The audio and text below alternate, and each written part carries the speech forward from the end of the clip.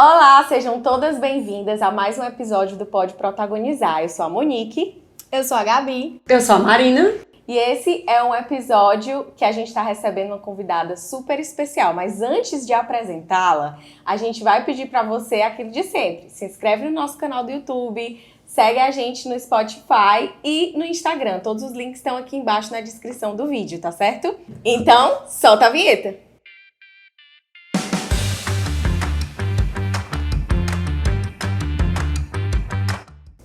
Hoje nós estamos recebendo a grande Sara Suzy. Gabs, lê aí o currículo dela pra gente conhecer um pouco melhor.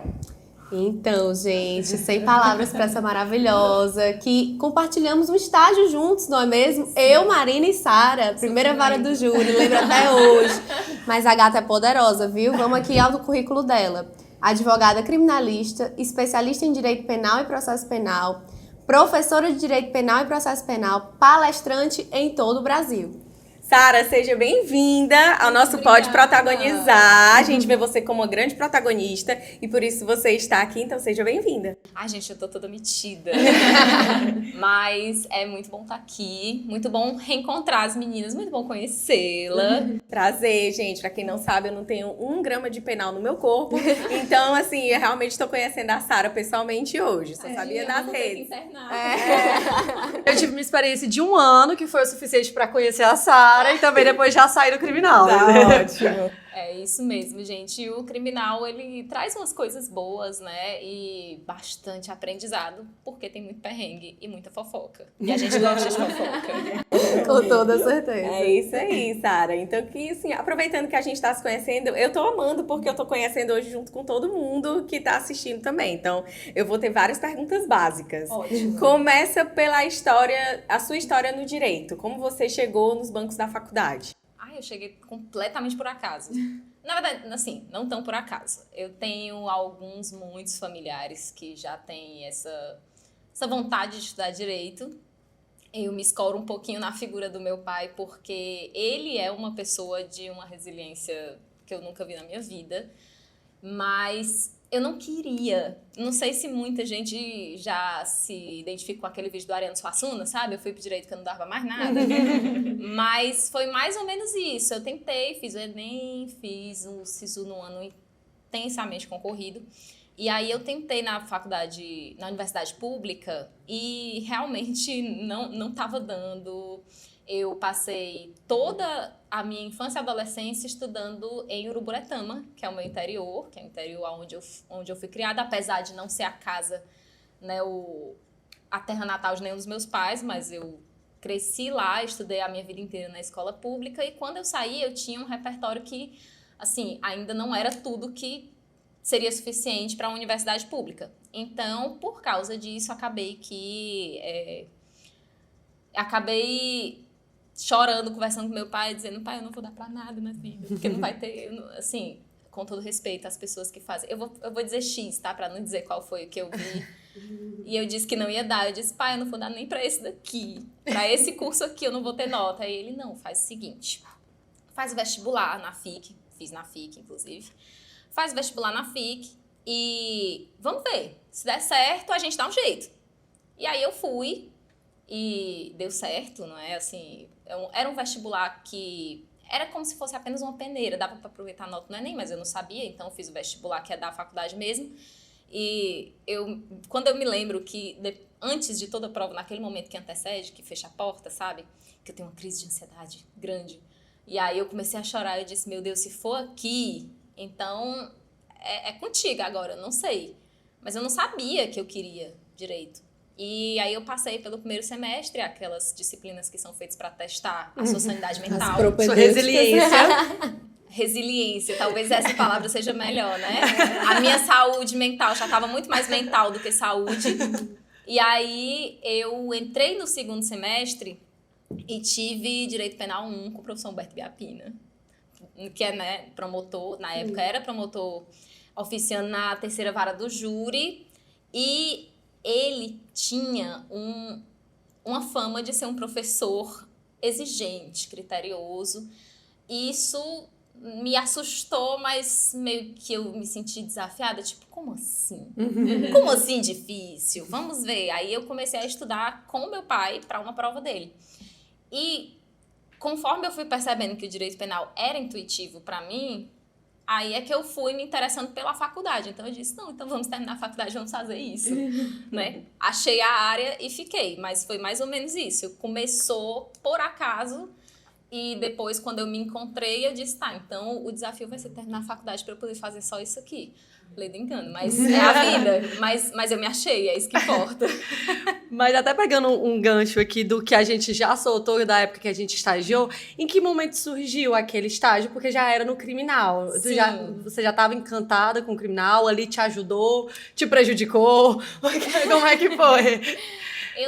Na verdade, eu tinha feito algumas provas para conseguir, para seleção de estágio em órgãos públicos, né? Fiz a prova do TRT, não passei. Fiz a prova da Justiça Federal, passei. Só que a Justiça Federal exigia o 5º semestre. E eu não tinha o 5º semestre, porque dentro da faculdade, já vai um parêntese, dentro da faculdade, lá pelo ano de 2013, 2014, eu fiz o concurso para a Guarda Municipal e passei. E aí eu fiquei pensando, nossa, eu passei no concurso, será que é isso que eu tenho que fazer? E aí meu pai, minha filha, tem gente precisando mudar de vida, né? Tem gente precisando dessa vaga e você não é essa pessoa. Então deixa essa vaga para outra pessoa, vá fazer outra coisa. E ele tinha até um determinado momento, eu tinha resolvido que eu ia. E fiz exames e estava me preparando para o teste físico. Mas isso também me rendeu na faculdade eu atrasar um semestre consideravelmente, porque era para eu ter pego 6 disciplinas, eu peguei 2. Isso no 3º semestre. Aí, por causa desse atraso que eu tive, depois eu resolvi que não ia, porque o concurso foi suspenso. Aí eu disse, não vou ficar esperando para sempre. E ainda teve esse sermão muito merecido do meu pai. Aí, acabou que eu me atrasei. Então, eu estava no 5º semestre, mas eu não tinha carga horária de 5º semestre. Chorei tanto, meu Deus, eu pensei, meu Deus, eu deixei passar a oportunidade da minha vida. Porque, né, o jovem, gente, toda oportunidade é a oportunidade da vida. E aí eu conversei até com a minha coordenadora, será que a gente não pode, porque o semestre não tinha terminado, talvez com as disciplinas que eu estava fazendo naquele semestre, fizesse 50% de carga, mas não fazia, então não era o meu mesmo. Aí eu, tudo bem, não deu certo. Tinha feito também a prova do Ministério Público, e o edital, além de ser um edital muito bom, que ele era muito focado assim, nessa questão do penal e processual penal, nem caía civil, eu acho. Era direito constitucional e direito penal, processo penal. E eu já estava estudando essas disciplinas para o concurso, porque eu tinha ido admitida. Então, fui-me embora. Fiz, passei. Então, quando eu estava na iminência de fazer essa seleção, o professor Humberto Ibiapina disse, qualquer coisa você vai bater lá na terceira do júri, porque eu estou lá. Aí eu, bom saber. Fiquei com isso na cabeça. Fui escolher... Aí, no dia que eu fui chamada para o estágio, enfim, eu fui escolher e outra pessoa chegou na minha frente, que depois eu fiquei sabendo que era a Rebeca. Tu lembra da Rebeca? Sim. Da terceira. Aí a Rebeca chegou na minha frente e marcou a terceira do júri como primeira opção. Você marcava primeira, segunda, terceira opção. Eu disse, olha, aqui tem a segunda do júri. Deve ser pertinho, né? Assim, deve ser... E é júri, eu quero saber como é que funciona, saber nem a competência do júri, saber nem crimes dolosos contra a vida, o básico, assim. Aí eu... Não, pois tá certo, vamos. Aí eu marquei a primeira opção e marquei a segunda opção criminais. Não lembro quais. Mas eu me lembro que eu marquei como primeira opção e eu disse, não, é aqui. Aí eu fui avisada de que eu tinha ido para a segunda do júri. Eu só cheguei na primeira do júri um pouco depois, quando ocorreu aí um entrevero na minha vida. E aí eu não pude mais ficar, mas depois eu voltei. Aí, enfim... Eu só não vou entrar nesse assunto porque, de fato, o importante é que o júri veio e ficou. E aí, eu, sem querer, a gente trabalha tanto e faz tantas demandas que a gente, sem querer, se tornou especialista naquilo, né? Então, era uma coisa assim de ganhar estrelinha. Gente, eu sempre gostei de ganhar estrelinha. Nossa, eu lembro disso. Desbloqueou a memória agora, porque ela falava isso direto na sala. Eu lembro disso. Eu falava, gente, porque eu sou uma pessoa que eu estudo para ganhar validação externa. Então, assim, fazer uma peça, por exemplo, fazer uma denúncia, O meu chefe na época era o Dr. Oscar, ele tinha um costume de... Por exemplo, ele tinha muito trabalho, porque dia de terça e quinta ele tinha audiência, segunda e sexta eu acho ele tinha júri. Então, ele me via mais ou menos no começo ou no final do expediente. Eu não passava muitas oportunidades aprendendo com ele na sala, porque realmente ele tinha que sair. Então, ele deixava post-it em cima das minhas peças. Eu imprimia, deixava na mesa dele. Aí vi um post-it ele falando, excelente, eu... Consegui me estrear. Guardava, tirava foto. Gente, era isso, fazia o meu dia. Porque eu pensava, nossa, olha isso, eu sei fazer. Então chega um ponto que você mata a aula pra estagiar. Com certeza. Porque é real, sabe? Não é mais teórico, você tá fazendo alguma coisa. Então, enquanto que eu cheguei no direito por acaso, o direito criminal meio que... Teve uma mão invisível aí que te conduziu pra melhor área do direito. Então, né? Mas foi, eu acho que foi mesmo. Mas tem também um lado que eu acredito, né, de vocação também, porque eu também caí aí nessa vara e não me identifiquei. A minha experiência foi justamente pra ver o que eu não queria, que era serviço público e criminal. Sim. Entendeu? Assim, foi muito importante pra isso. Mas, e assim, eu e a Gabs, a gente é tão sintonizada, né, que a gente nasceu no mesmo dia, a gente caiu na mesma promotoria, por acaso, porque a gente não pediu. Que por acaso, era o destino. Era o destino, pronto. O destino caminhou nisso daí e caminhou também pra eu ver que eu não era a área realmente que eu queria. Porque na faculdade eu gostava muito de criminal. Acho que todo mundo no começo gostava muito de criminal, Justamente o que eu ia dizer. Eu nunca tive nenhuma experiência com criminal. Mas no primeiro semestre de criminal, de direito penal, eu gostava. Eu realmente queria ser delegada, assim. Eu criei uma fanfic na minha cabeça que eu ia gostar. A novela da delegada Elô. Eu ia citar, inclusive, Elô. Todo delegada mundo queria usar 2 cintos, sabe? Exato. Eu tô muito nostálgica agora. E só um adendo, assim, pra dizer que realmente é por uma questão de vocação, porque na época eu fiquei sendo estagiária da doutora Josiana, que inclusive é maravilhosa. Então, assim, da experiência do que eu tenho pra falar, foi muito, muito boa. A gente, na época, eu acho que ela tava na corregedoria de presídio também. Meu Deus, as melhores histórias. Então, a gente acompanhou tudo isso de perto e ver uma mulher tão forte, tão engajada, tão, assim, compromissada com o ofício dela. Muito sensível. Muito humana. Então, assim, só fazendo esse disclaimer pra dizer que, de fato, foi o que eu não quis fazer, porque eu não tenho vocação pra isso, mas que a experiência lá foi muito, muito válida. E com a gente foi totalmente ao contrário, né? Isso foi fixar o criminal na nossa alma. Exatamente. Mas é mais ou menos isso mesmo, sabe? Assim, é como se fosse uns caminhos que a gente jura que é por acaso, mas não é. Quem acredita em Deus, como é o meu caso, eu fico pensando que ele foi, sabe, asfaltando o caminho e eu fui só passando. E era meu lugar, era onde eu queria estar, porque eu não sei como é que estão os estagiários hoje, mas na nossa época a gente tinha uma autonomia que era muito favorável, ela favorecia muito o aprendizado. Então não era uma autonomia de o estagiário faz o que ele quer e ele faz, entre isso, ele faz coisas erradas também. Não, a gente realmente aprendia porque a gente passava por casos em que os promotores vinham conversar com a gente com uma curiosidade genuína para saber o que a gente achava. Eu, pelo menos, passei por isso, a Gabriele passou por isso, porque quando a gente trabalhava junto, a gente se via fazendo isso, sabe? E a gente também conversava uns com os outros. O que eu faço aqui? O que eu faço nesse processo? Então, assim, é aquele método de você ir aprendendo porque você tá fazendo. Sim. É caminhando que se faz o caminho, né? E é isso. Entendi, assim, legal. Eu senti na tua fala um pouco do que eu vivenciei também de no primeiro semestre achar muito massa, achar muito intrigante, mas depois realmente saiu do meu caminho, assim como de Marina Fauci. Mas pensando nisso, me veio uma curiosidade. Alguma outra matéria te interessou também? Porque eu assim, comecei no penal, depois trabalhista na veia pra sempre. Alguma outra te despertou interesse? Gente, assim, eu gostava muito de Direito Civil 1 e já falei que eu sou vaidosa, né? Que eu gosto de ganhar estrelinhas. Então, como no Direito Civil 1, que é parte geral, eu gostava muito da disciplina, tinha um professor, que eu não vou falar o nome dele, porque eu não sei se ele vai achar bom ou ruim isso que eu vou dizer. Mas tinha um professor que estava, num certo dia, numa certa aula, já tinha passado da primeira avaliação do semestre, ele estava escrevendo na lousa, assim, tipo... ninguém é bom em civil e penal.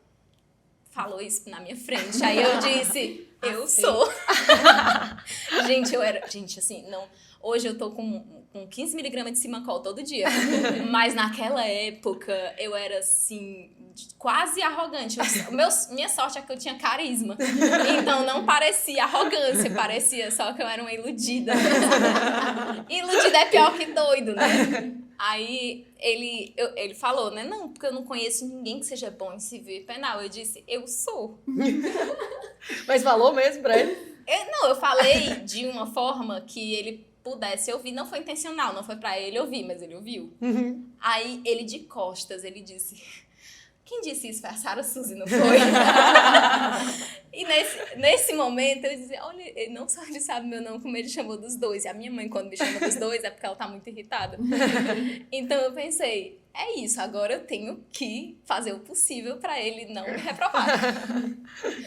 Mas deu tudo certo, gente, eu não reprovei. Já aqui, advogando. Deu certo. Aqui. E nesse caminho, como chegou a advocacia em si pra você? Gente, a advocacia foi um caminho que eu lutei contra muito tempo. Porque a minha família, ela tem um histórico muito contundente de concursos públicos. A minha irmã estuda para concursos públicos, o meu irmão é concursado, o meu pai é concursado. Tenho primos concursados. Então, assim, parecia um caminho mais intuitivo, mais natural, né? E eu tentei. Só que o meu problema é que a minha cabeça ela tem uma ligação diferente.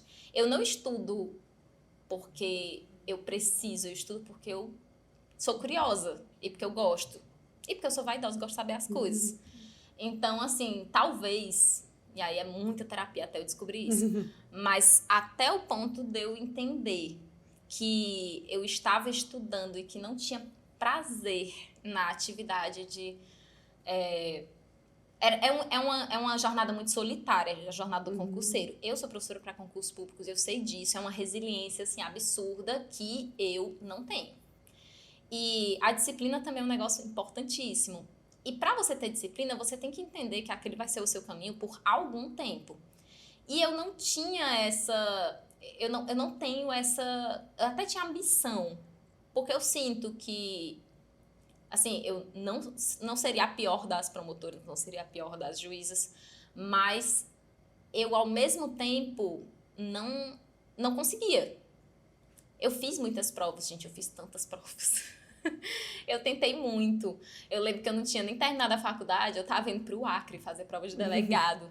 E aí, enfim, eu cheguei lá em Rio Branco e pensei, cara, o que eu tô fazendo aqui? Sabe? Principalmente porque, assim, você chega em Rio Branco e Rio Branco parece, de uma forma muito inusitada, parece muito com Itapipoca, que era uma cidade que eu ia muito quando era adolescente. Sabe os portões, assim, de casa do interior? Aí eu disse, gente, eu vim aqui pra Rio Branco pra ver as ruas de Itapipoca. E eu não estudei direito pra essa prova. E, assim, eu sentia que eu tava me enganando. Mas a gente gosta de se enganar, né, às vezes. Aí, em um dado momento, eu parei de lutar.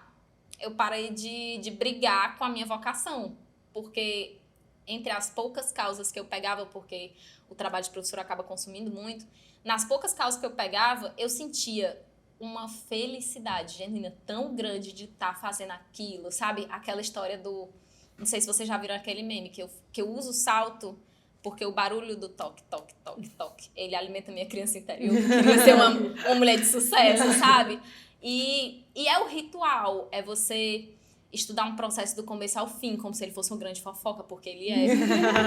É você tirar ali, parir uma ideia para construir uma tese Salvar uma vida, e digitar na força do ódio, sabe? Quando você tá fazendo alegações finais, memoriais, né, no caso, quando você tá fazendo uma defesa, quando você tá fazendo qualquer coisa.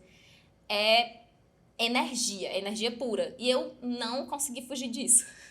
Eu tentei, né? Eu peço, inclusive, desculpas a todas as amigas advogadas que já sabiam que eram vocacionadas. Gente, eu tive problemas para descobrir que eu era vocacionada. Então, assim, chegou um determinado momento que eu tenho que agradecer a Jéssica. Jéssica é minha parceira delas no júri. Doutora Jéssica Rodrigues, ela de vez em quando estava comigo e eu me juntei mais a ela no decorrer do ano passado, desse ano. E ela disse assim, ela disse, amiga, é incrível como o teu rosto se ilumina quando tu tá fazendo isso. tu nasceu pra advogar. E aí ela é minha amiga, sabe? Não levava a sério, até que o meu pai, eu disse, pai, eu acho que eu vou advogar mesmo. A única coisa que ele disse foi, pois você vai ser uma excelente advogada. Sabe, acho que foi por isso que eu parei de brigar, por poder encontrar apoio incondicional. Sim. Mas é uma questão muito de perfil, né? Não é porque é um concurso, é uma advocacia que uma é melhor que a outra, uma é pior que a outra. É questão de perfil. Você se amolda, você consegue ter sucesso tanto no concurso público quanto na advocacia. Entendeu? Mas a gente também é de uma cultura, e eu acho até que muito da intenção do nosso canal é justamente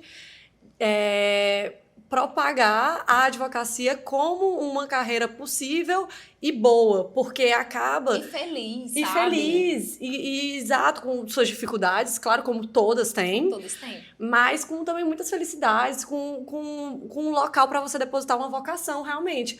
Porque eu acho que isso, apesar de ser... Que a Deta se desculpou, mas é o comum. Que as pessoas, assim, veem, você tá fazendo direito, todo mundo já pergunta qual concurso que você tá fazendo. Qual concurso você vai fazer? Qual é o concurso, se você já tá estudando para concurso. Porque a advocacia não é mais... Muitas vezes não é nem vista como uma profissão, praticamente. Deixa eu te cortar, só pra contar uma história. Tem uma amiga minha que ela é defensora. E ela postou, faz um tempo já, que ela estava ajudando um assistido com um problema muito cabeludo, né? Um problema muito sério. E aí ela conseguiu desenrolar a teia e conseguiu resolver, né? E aí o assistido muito, muito agradecido disse... Ai, doutora, muito obrigada. Eu tenho fé que um dia a senhora chega a ser juíza. Meu Deus do céu. Ele falando um palavrão. Gente... Mulher, e eu fiquei pensando, todo mundo dizendo à advogada, ai, doutora, mas a senhora um dia chega, viu? E é na maior boa vontade, né? É com carinho que a pessoa fala. Porque existe esse imaginário coletivo de até que... é uma questão de cultura. De que o juiz é melhor do que o promotor, que é, por sua vez, melhor que o defensor, e defensor, pelo menos, não é advogado, né? Sabe? E aí, assim... Não, e até hoje, assim, eu fui no salão e aí perguntaram se... O que eu fazia? Aí eu falei que eu era advogada. Aí falaram, e tá estudando pra concurso? Aí eu falei, não, eu sou advogada mesmo. Aí é quase a pessoa dizendo assim, meu Deus, que pena. Tadinha, quer um abraço. Mas boa sorte. Nunca chegou uma pessoa pra oferecer dinheiro, né? Ai, gente. Tadinha, tome aqui R$1.000. Não, mas é realmente um senso comum de como se o advogado fosse o que estudasse menos dentro das carreiras jurídicas. Não é. E assim, não é. Eu acho que assim, eu acho que nem se pode medir quem estuda mais ou quem estuda menos, porque todas têm os seus desafios, mas não é nem isso. É questão de que a gente também precisa estudar pra fazer o nosso. O povo pensa que só estuda aqui para a prova. É uma opinião controversa, mas Deus pegou no meu ombro. Eu sinto que não é pra fazer isso, gente. Entendi. Desculpa. Não, vamos evitar um cancelamento. Mas hoje é sedimentado, assim, É você... demais, é muito bom ser advogada, gente. É muito divertido, sabe? Porque, principalmente como a gente tá na seara criminalista, né? Você ser advogado criminalista é você acordar e pensar... E se hoje a madrugada for numa delegacia atendendo um flagrante, sabe? Você não sabe. Tédio, o advogado não passa. Não passa. E é mais ou menos isso, assim. Apesar de tudo que podem dizer sobre prós e contras, eu prefiro não fazer a lista. Eu prefiro peticionar e dirigir a minha raiva para um meio produtivo, sabe? Mas é demais. Assim, se você tem uma vocação... Sabe, se qualifique, seja o melhor advogado que tem, seja a melhor advogada que você já viu. Porque às vezes você vai ser mesmo e você ainda nem sabe. E como é nesse cenário ser uma advogada e estar lá ensinando para pessoas que fazem concurso público? Como foi que chegou isso? Assim, o ensino para concurso público chegou... Assim que eu passei na OAB e antes mesmo de eu me formar. Porque eu sempre tive uma qualidade de uma pessoa que a minha tia carinhosamente chama de pessoa pau de lata. Onde tem jeito dela ela está. Então, graças à minha completa falta de senso, que já me rendeu umas ótimas histórias, daqui a pouco eu conto. Eu já tinha um costume de fazer vídeos no Instagram. Na época que o Instagram só deixava botar vídeos de 1 minuto. Aí eu via outros professores, por exemplo, o professor Emerson Castelo Branco, um abraço. Ele fazia, desde que o Instagram deixava eu botar vídeos no feed, de 15 segundos. Então eu ficava dizendo, olha isso, vai que eu fico famosa. Aí, né? Olha aí. Não, vai que eu fico famosa. Aí eu tinha, tipo assim, gente, vou dar uma dica aqui pra vocês. E comecei a fazer conteúdo. No Instagram era tudo mato, eu tinha menos de 2.000 seguidores, mas eu fui, na cara, na coragem, porque a vida exige. E aí, em um determinado ponto da minha vida, lá pelo 10º semestre, eu já tinha entregue meu TCC, tava aguardando, enfim, a cerimônia da colação de grau, que para a Estacifica, obrigada Estacifica, era apenas em março do ano seguinte. Aí eu tinha esse limbo, que eu não podia ainda ter o registro da OAB, porque eu não tinha certidão de colação de grau, e eu tinha que fazer alguma coisa. Eu tava, inclusive, ainda podendo estar no Ministério Público enquanto estagiária, mas surgiu uma oportunidade de um curso que fica no interior do estado, e eles disseram, olha, a gente viu seus vídeos, você não quer dar uma aula aqui? A gente faz um aulão beneficente para o pessoal te conhecer. E geralmente é assim mesmo que o pessoal começa. Gente, vocês que estão começando como professores na área de concursos públicos, vocês vão dar muito aulão beneficente porque a vida é assim mesmo, tá tudo bem. Isso não quer dizer que você não vai chegar lá. Chega, mas demora. Bota o pi. Eu acho que pode, não? Eu já soltei um quase aqui também. Pronto. Mas demora muito. Então, assim, comecei com os aulões beneficentes e depois ganhando uma hora aula ridícula. E aí, eu fui vendo que eu gostava da sala de aula. Começo, eu não sabia dar aula. Assim, não saber dar aula eu sabia até fazer um roteiro, mas eu não sabia voz. Gente, eu chegava no final das minhas aulas rouca porque eu gritava. Eu gritava, assim, de um jeito... Eu sou muito gasguita, né? E aí, teve um dia que eu tava dando aula nesse curso. E, geralmente, eles deixam o microfone. Só que esse microfone parou de funcionar. Por algum motivo, não sei qual foi. E aí, eu disse, galera, vocês estão me ouvindo? Então, aí eu comecei a dar aula. E aí, o monitor da sala vizinha veio dizendo, professora, vieram aqui me pedir pra baixar o microfone. E aí, eu não tava usando o microfone. Então, assim... Teve até um aluno que frescou comigo, porque quando eu estava usando o microfone, eu falava tão alto e tão descompassadamente que eu ficava cansada. Então eu fazia no microfone, o pessoal tá correndo, tá cansando? Bora, professora, eu tenho uma hora de aula para fazer. E eu fui nesse caminho aí. Hoje eu sou professora há 6 anos, 6 longos anos. Gente, dar aula cansa muito, é muito gratificante, mas cansa muito. Porque não é só chegar e dar aula antes fosse, né? Tem todo o trabalho pré, pós-aula e constante atualização, enfim. Mas foi mais ou menos dessa forma que eu comecei, que eu entrei no ramo do concurso público e que eu acabei me fixando lá como professora de preparatório para concurso. E como eu demorei um pouco até entrar em termos com o fato de que eu queria mesmo advogar e de que eu era feliz mesmo advogando, certo dia, não há muito tempo atrás, um aluno chegou e ele quis me gongar. Ele disse assim, professora, como é que a senhora solta bandido? E a senhora tá dando aula pra polícia. Eu disse, meu filho, tem que ter mercado. Vocês prendem, eu vou lá e peço... outra coisa, eu não solto ninguém, eu perturbo, o meu trabalho é perturbar. Quem solta é o juiz, você se entenda lá com o juiz. E aí ele começou a rir e disse, é mesmo, né, professora, tem que ter mercado. Eu, claro! Polícia Civil vai lá, investiga, Polícia Militar vai lá, prende, eu vou lá e perturbo. Meu trabalho é perturbação, sou perturbadora profissional. Aí, nisso eu consegui contornar e como várias pessoas ouviram essa história, e ninguém chega a encher o saco mais. E se eles fazem pelas minhas costas, tá tudo bem. Porque tá feliz. É como diz Ariano Suassuna, eu acho esse negócio de falar mal da pessoa pelas costas uma delicadeza. Porque falar mal na frente... Né?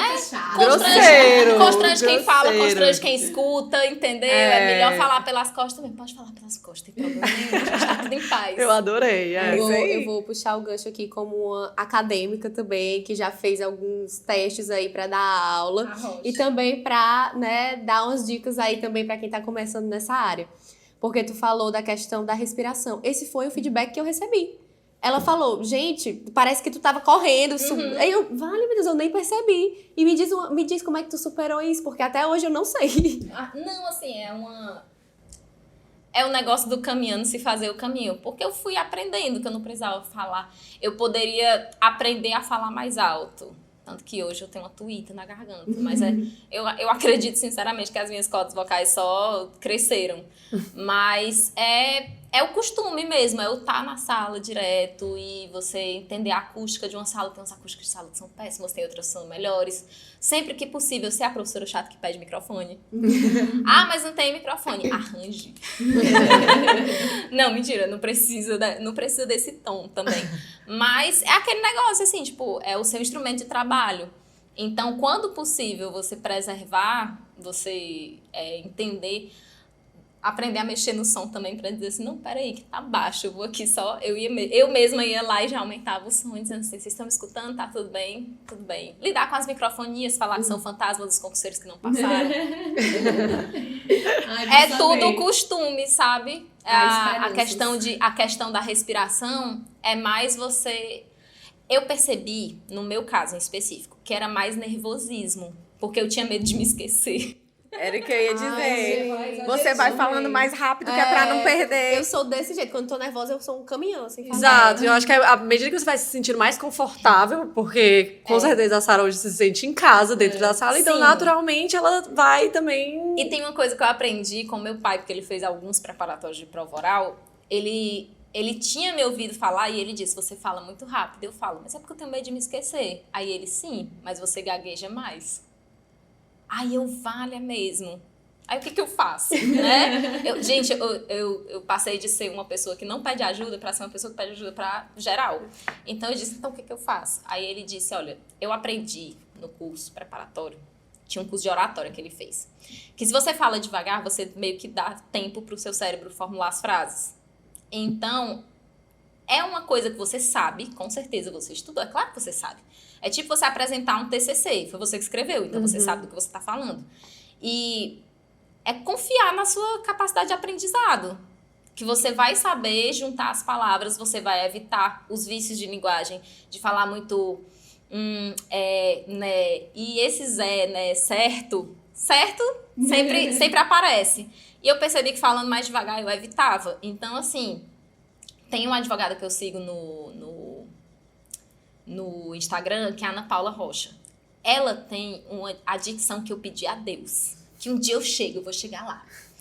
Um dia eu chego na dicção dela. E eu percebi que ela tem, assim, ela não fala rápido, mas é porque ela fala tão corretamente que você pensa que ela tá falando rápido, mas é porque ela não perde tempo. É diferente. Você falar rápido de você não perder tempo. E às vezes você aprende a trabalhar com o cérebro de stand-by. Mas é mais isso. Comecei a falar devagar, eu comecei a dar aula melhor. Gente, eu amei. Há esperanças pra mim. Gente, olha, todo mundo se esforçar, isso é sério, todo mundo consegue ser professor de alguma coisa. Você consegue fazer um tutorial pra subir um muro. Mas você consegue. É só você pegar uma coisa que você genuinamente sabe.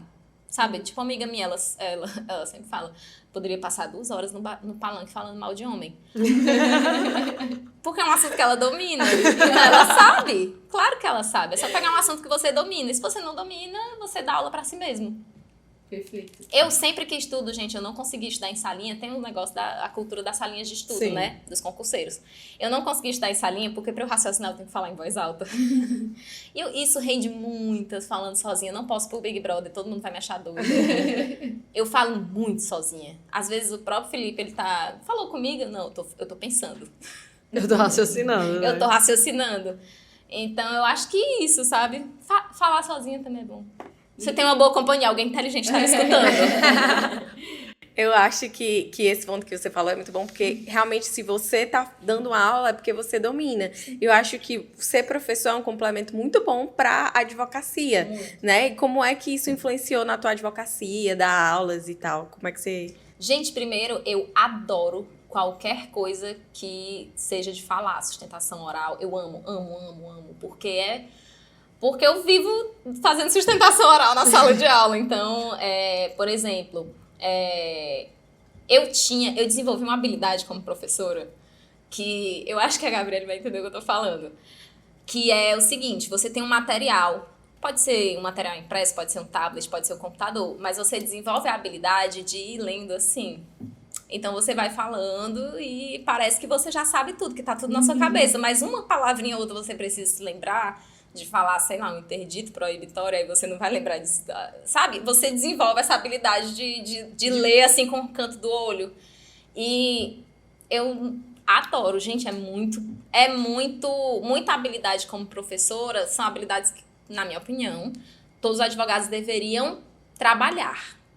Então, assim, se você quer ser um bom advogado e se você gosta de dar aula, procure fazer isso. Isso vai melhorar você em 100%, 110%, porque se você sabe um assunto, provavelmente você vai encontrar um meio de ensinar ele para outra pessoa. E se você sabe ensinar, você vai conseguir falar na frente de um juiz. Eu amo fazer alegações finais, orais, porque o juiz é obrigado a te escutar. Então, você sente, é uma loucura, você sente a atmosfera mudando quando ele está começando a se deixar convencer pelo que você está dizendo. E eu faço isso com alunos, né? Tem várias... Nossa, eu lembro, gente, quando eu comecei, até ontem eu tava passando a mesma coisa.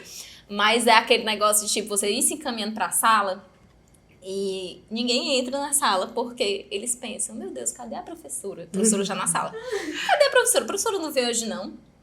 Sabe? E aí você sobe lá e diz, oi, gente, boa noite. Às vezes eu me esqueço até de me apresentar. Porque eu tô começando uma turma nova, e aí eu digo, boa noite, gente, a gente vai falar sobre isso, vamos pra não perder tempo. Eu não gosto de motivacional, não gosto, porque perde tempo de aula, perde tempo de conteúdo, e o conteúdo é grande, sabe? O tempo ruge, a Sapucaí é grande, como diria Giovanni Prota. E aí, isso me fez meio que ser mais respeitada, porque tem muitas pessoas que elas fazem uma abordagem de conteúdo um pouco mais superficial e sobra tempo. Então, eles metem um motivacional para poder completar o tempo de aula. Só que eu sempre me irritei. Quando eu assistia a aula, eu me irritava quando isso acontecia, porque eu sentia que eu estava perdendo conteúdo, que eu podia estar absorvendo mais alguma coisa. Então, eu sou essa professora que não gosta de perder tempo, que não gosta de... Enfim... de fazer alguma coisa que não seja dar aula. Inclusive, eu não gosto nem de fazer material, porque é terrível, gente. Mas se você faz o seu material, você sabe o que você vai dar aula. Então, assim, eu não posso deixar de fazer material. Então, aquele negócio, aquelas birrinhas que você faz consigo mesmo. Ai, eu não quero fazer material. Mas eu vou fazer. Mas aí você vai lá e faz. É que nem, sei lá, comer verdura, sabe? Ai, tem que comer verdura. Mas vai lá e come, porque você é adulto, e adulto faz o que tem que ser feito. É isso aí. Você estava falando falando em alegações finais, e nesse momento de falar, realmente é muito prazeroso quando você está ali litigando com um advogado que vai lá e faz, ainda que ele esteja contra o que você está sustentando ali no momento, dá gosto de ver. dá gosto, porque ele vai apontar, ou ela vai apontar as coisas realmente interessantes. E eu não tinha parado para pensar que, sendo professor, ou professora, né, você consegue trabalhar também esse ponto de argumentação. Sim, eu me perdi na pergunta, era isso. Essa questão de mudar a ideia das pessoas. Eu tinha que fazer isso, porque eu não tinha opção. Então, esse negócio de preferir a aula ao invés de qualquer outro assunto que fosse fora da aula, a não ser que fosse uma coisa muito engraçada. Porque aí, né, ganha simpatia. Tem sempre esses negócios, né, essas coisas. É uma saia justa que você tem que se sair em muitas situações. Esse tipo de coisa que eu tive que mudar a opinião das pessoas ao meu respeito, eu tive que obrigar as pessoas a prestar atenção, porque elas se sentiam obrigadas a prestar atenção, porque eu estava falando alguma coisa que importava, que fazia sentido, é ver a expressão do aluno mudando, sabe? Eu costumo dizer assim, como você sabe quando passar para o próximo conteúdo? Quando todo mundo vai fazendo cara de quem está entendendo. Porque o aluno, quando não está entendendo, ele faz uma cara que eu apelido carinhosamente, ou é uma cara de sol quente, que é essa assim, ou então é a cara de galinha. Que eu não sei se você já... Não, mas a minha avó, ela tem fazer como outra, é o sertão da minha avó. Fazendo-se. Não, é o sertão da minha avó. Lá tem umas galinhas e você repara na cara da galinha, ela tá sempre assim.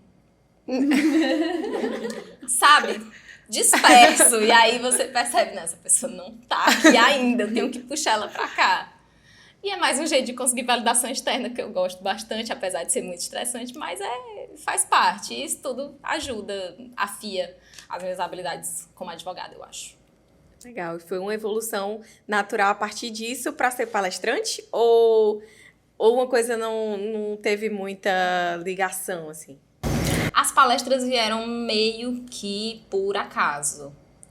Porque essa questão, né? Como palestrar, gente, palestrar é dar aula, só que você vai dar aula sobre um assunto muito doido, geralmente um assunto controverso. E aí você vai dizer por que esse assunto é uma loucura. E assim, esse tipo de coisa, esse tipo de discussão, eu adoro uma confusão, gente. É só eu ver uma confusão, se não for minha. Confusão dos outros. Minhas coisas que geram confusão, geralmente eu saio. E você lembra da primeira palestra, assim, qual foi o tema? Ou o que foi que... Lembro, foi crimes digitais, crimes cibernéticos, lá em Quixadá. Foi no IFC, meu Deus, ou foi na UFC, foi no campus da UFC. Enfim, foi em Quixadá falando sobre crimes cibernéticos. E aí eu percebi que eu adoro preparar palestra. Eu não gosto de preparar aula, mas eu adoro preparar palestra. Olha, de vez em quando a gente engole umas sílabas. E é muito bom, porque você vai vendo muitas raízes de indignação e você vai meio que se filiando a elas, você sozinha, parece uma pessoa muito louca, sabe? Aquele meme da pessoa com um quadro, assim, com vários papéis e uma linha fazendo assim... Olha isso, vem pra cá, isso vem pra cá. E eu percebi que eu gosto, porque talvez eu seja meio doida de um jeito positivo. Espero. Tu extrai o positivo da loucura, isso é maravilhoso, olha. É o que todos nós deveríamos. Exatamente. Isso daí é alcançar o sucesso, se você conseguir. E essas palestras são mais em congressos ou em faculdades, tipo, sei lá, Semana do Direito? Rola de tudo. Os dois, Rola de tudo. Trambos, né? Foram 3. Mas, na verdade, como eu disse mais cedo, eu sou meio pau de lata, então hoje me chamaram meio que vou. Então, eu vou convidada para Quixadá, para falar sobre Tribunal do Júri. Vamos, a gente arranja alguma coisa que falar. A gente arranja um negócio interessante para esse pessoal falar, para esse pessoal ouvir. E me chamam para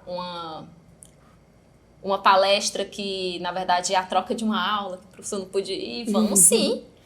De vez em quando, um professor diz assim, eu não posso dar aula na faculdade hoje, você pode fazer, é por Meet.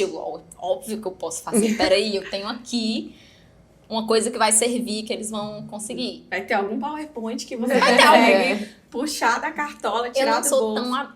Eu me tornei adepta ao PowerPoint porque eu gosto de ter recursos visuais. Eu acho chato meio que você só olhar pra cara da pessoa falando. Sim. E também ajuda a compreensão, enfim, didática. Mas eu não gosto de PowerPoint. Até hoje eu luto com PowerPoint. Eu faço por vaidade de novo. Porque eu gosto que fique bonitinho, né? Negócio organizadinho, profissional, chique.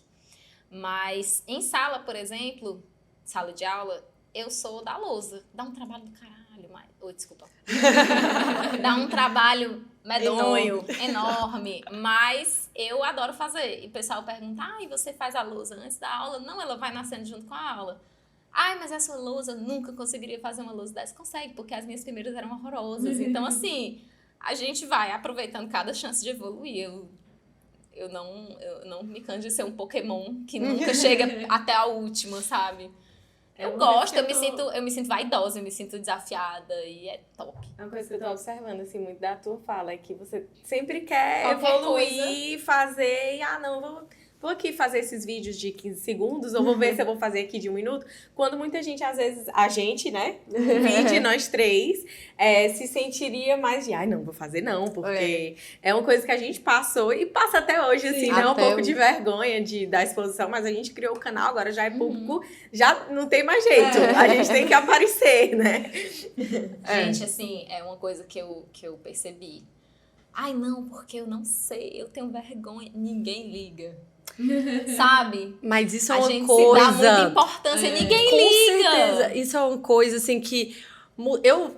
Eu ainda me acho um pouco tímida, mas no começo, assim... Na época do meu colégio, eu era extremamente tímida. E aí, na faculdade, eu já me abri mais. E na Sociedade de Debates, eu me lembro que eu comecei a ver, assim, eu via as pessoas palestrando, debatendo, fazendo as coisas, e eu vi que às vezes a pessoa gaguejava, às vezes a pessoa esquecia, às vezes a pessoa falava uma besteira mesmo, e ninguém ligava. Ninguém liga. Aí eu ficava assim, gente, por que comigo eu vou ligar, entendeu? Por que eu me acho tão melhor? É a gente que liga. É, exato. E, tipo assim, ninguém... No máximo, solta uma piadinha e depois de 15 minutos Nem isso, nem Gente, isso. teve um dia que eu E às tava vezes a dando- pessoa não nota, né? Sim. Porque eu faço muito isso. Eu sempre fui mais despachada, assim. Sim. Eu não me considero uma pessoa tímida, digamos assim. Não me considero mesmo. Mas seria loucura eu dizer que eu sou tímida. mas assim, às vezes eu não sinto que eu entreguei o meu melhor, o meu carisma, o meu máximo. As pessoas, não deu Foi nem pra ótimo. notar. Foi ótimo, não sei o que. Aí eu, gente, pelo amor de Deus. Pra mim foi terrível. Algumas gaguejadas que eu já vi nos episódios, eu fiquei, gente, como é que... Mas Coisa é horrível. normal. É porque você sempre É vai ser mais humano. crítico de si mesmo, é Exato. normal. Exato. E eu acho que é uma coisa muito, muito massa que tu tá falando, que viu uma pessoa fazendo e foi lá e fez sem Deu se a julgar tanto, Sem né? se dar tanta importância, Exato. na verdade. Acho que é isso. Porque assim, teve uma vez que eu tava numa aula e aí eu esqueci alguma coisa, eu meio que esqueci a resposta de uma questão. Aí eu fiquei, sabe, comecinho de uma crise de ansiedade, que você reconhece ela chegando, você começa a sentir, assim, o corpo esquenta e esfria a partir da cabeça, e aí você sente taquicardia, e aí tudo começa a dar errado, você sente vontade de chorar. Eu disse, não. Como diria a poetisa contemporânea, minha mãe, engula o choro. E vai. Respira. Eu não tinha, por algum motivo, eu não tinha colocado gabarito, mas eu disse, não é possível que eu não saiba responder essa questão. Aí eu disse, qual é? Vocês têm certeza? Cínica, sonsa. Aí, vocês têm certeza? Vamos olhar aqui direitinho. O que tá dizendo? Ah, eu fui lendo bem devagarzinho com eles. Tal hora eu percebi. Aí, alguém, depois dessa questão, eu assim, né, com base nas minhas conclusões daquela leitura pausada que eu fiz com eles, eu disse, gente, tem que ser a alternativa D, né? Aí todo mundo, sei lá, será D, mas enfim. Tem que ser a alternativa D, né? Aí, eu fui bem discretamente, uma pessoa me fez uma pergunta, aí eu, pode falar, tô escutando, peguei o celular, fui pesquisar a questão. Entrei aqui, que concurso, tá aqui, alternativa D, tá certo, graças a Deus. Aí você começa, segura na... Aí sai as justas que você vai aprendendo a driblar. Né? Gente, o máximo, assim, sabe, quem é sonso chega mais longe, então eu acho que é o grande segredo. Eu acho que pode botar várias palavras. Sou ousado também. Ousado, é mais bonito. Né? Porque eu acho que foi um ato de ousadia, mas eu tô aqui com a audiência ainda relativamente pequena, né? Comparando os números de hoje, que a gente chega lá depois. Mas, assim, era uma audiência relativamente pequena. Você falou, vou começar. E porque você começou hoje, você já construiu uma audiência bacana nas redes sociais, né? Total. Tem alguma dica que tu tenha pra dar? Ou foi natural também? Foi um negócio que foi rolando? Gente, eu acho assim, vocês todos têm pessoas que gostam de vocês, certo? Ok. Claro que, assim, há paradas algumas arestas, mas se você for você mesma, as chances são que vai dar certo, que vai ser legal, que vai ser interessante. Então, assim, tem gente que realmente não podem ser eles mesmos. Tem pessoas que a gente prefere que não. Mas na maior parte das vezes, eu não gosto de falar desse jeito, mas o que vende, o que dá visibilidade, o que dá conteúdo é a autenticidade. Não pode ser engessado, não pode ser... Também não pode ser muito rasgado, claro, mas, né, como eu disse, aparados algumas arestas. Mas é porque tá um pouco em falta o negócio da autenticidade. Então, quando as pessoas veem, elas acham legal. Inclusive, elas podem até se sentir inspiradas a fazer a mesma coisa. Vai que você vai inspirar um monte de gente, você nem sabe. E não é, assim, um cálculo para fazer subir um foguete. É fazer o que você já sabe. Você, com certeza, já fez alguém rir. Então, né, é mais ou menos isso. Eu não tenho uma dica melhor do que dada de autenticidade. Ressalvadas algumas pessoas que não podem ser autênticas, mas aí é com elas, né? Foi Deus que colocou o defeito aí, eu tô só comentando. E de autenticidade, eu tô observando uma marca aí visual, pra quem tá ouvindo no Spotify, né? Você tem um piercing no nariz. Eu tenho, inclusive, gente, eu tô quase saindo da skin do piercing. É porque eu tô apegada com esse ainda, mas eu tinha 2. Eu tinha um no septo, que inclusive teve um promotor que disse disse, minha filha, onde é que você vai com esse bridão? Bridão, Esse o quê? bridão, pra quem não sabe, é o brinco da vaca, né? Meu Deus. Aí ele disse, meu Deus do céu, foi uma fala que na hora eu só ri, né? Porque... Você não Você tem. vai fazer o quê? Ah. Sem reação, apenas não reage. Mas ele disse assim, isso daí é porque o pessoal bota em vaca brava, Oxi. porque é só puxar. Meu E ela Deus. Só vai piorando, né? Só vai piorando. Olha, gente, tantas situações que violam cada uma, 10, Os 15 direitos direitos fundamentais que a gente já passou. Mas é sobre isso. Inclusive, essa pessoa se tornou um ser humano melhor, pelo que eu soube, pelo que eu vi. Ah, que Que bom. Então, que né? bom, né? Que bom. Até ele deu a sua evoluída como Pokémon, tá vendo? Muito poucas pessoas são sem jeito, entendeu? É verdade. Basta querer, né? Vamos pensar assim? Mas no começo, alguma coisa assim te impediu? Ou tu, não, vou colocar e pronto. Não, assim, uma coisa que eu sempre... Eu acho que é mais ou menos na seguinte lógica. Eu sempre pensei da seguinte forma. Cara, é o seguinte, eu vou ser assim, para as pessoas não se fingirem de desavisadas. Então, assim, eu nunca... Por exemplo, assim que eu fiz a primeira tatuagem, a doutora Josiane ficou horrorizada. Na primeira não, porque a primeira era pequenininha. Mas quando eu fiz a rosa, eu ainda estava por lá. Inclusive, a gente foi para inauguração de uma unidade prisional e eu estava com as tatuagens à mostra. Aí, essa da rosa que eu tenho aqui. Inclusive, foi uma confusão dela, enfim. Não dela, da minha mãe. Aí, a minha mãe dizendo, você tá... Porque eu tava andando na corregedoria do presídio, né? Você tá andando com o presídio, você tá virando vagabunda também. Meu Deus. Sim, mamãe hoje, ela é muito mais descolada, mas na época, assim, bem. sabe? E aí, eu resolvi que eu não ia fazer questão de esconder. Então, assim, a primeira tatuagem grande que eu fiz, a minha mãe, ela dizia assim, teve um dia... uns 3 dias depois que eu fiz essa tatuagem, 3, 4 dias. Ela dizia assim, eu tava com uma blusa sem manga, e aí ela disse, você já vai exibir essa sua tatuagem horrorosa. Horrorosa não era, né? Ela que achava porque ela era contra. E eu fiz escondido, então assim, eu também tenho a minha passada de culpa, minha mãe não é culpada de tudo. Aí eu disse, mas é claro, foi cara, sabe? Mas é claro que eu vou exibir, foi caríssima. Então eu vou mostrar pro mundo. E aí assim... É aquele negócio de ninguém liga, sabe? Uhum. No fundo, é claro, ressalvadas algumas questões relacionadas a recorte de raça, classe e tudo. Mas, em relação à minha pessoa, na minha experiência subjetiva e individual, eu percebi que as pessoas realmente não se importavam. Eu chegava, ninguém era desavisado, ninguém era pego de surpresa. Teve uma audiência que eu fui... Gente, quando eu penso nessas coisas, hoje eu fico assim, meu Deus... Mas teve uma audiência que eu fui fazer, eu tava de cabelo rosa. E aí foi assim que o Bolsonaro ganhou a eleição de 2018, sabe? E eu tava indignada, eu fui de rosa e de camisa vermelha. Em protesto. E o advogado com quem eu fui fazer era eleitor do Bolsonaro. E aí eu cheguei, quase fui com pauta assim, 13, Haddad.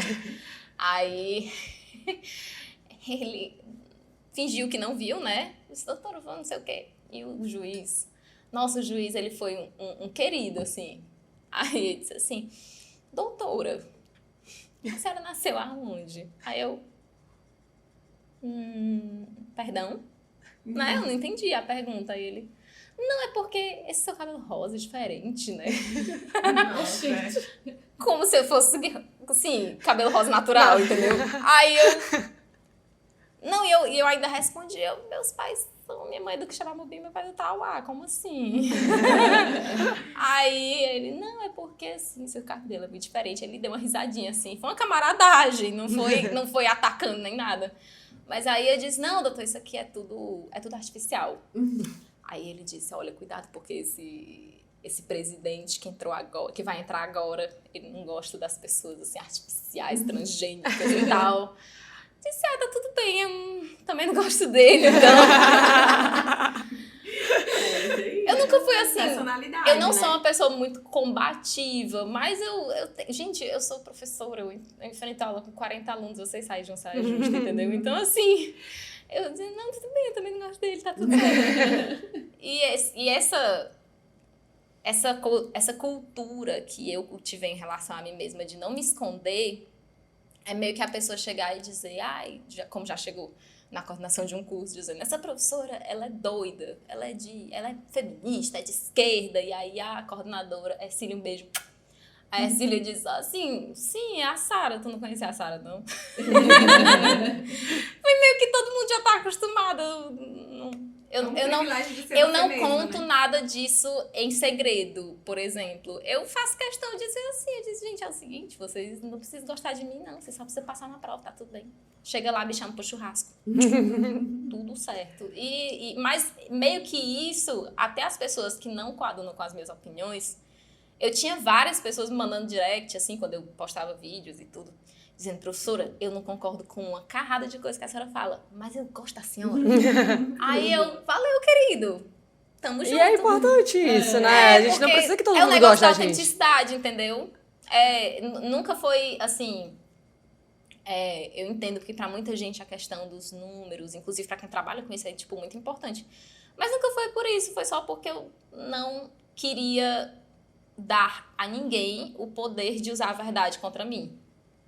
Então eu disse, se você acha que você pode me ferir com a verdade, pois eu já tenho essa verdade estampada.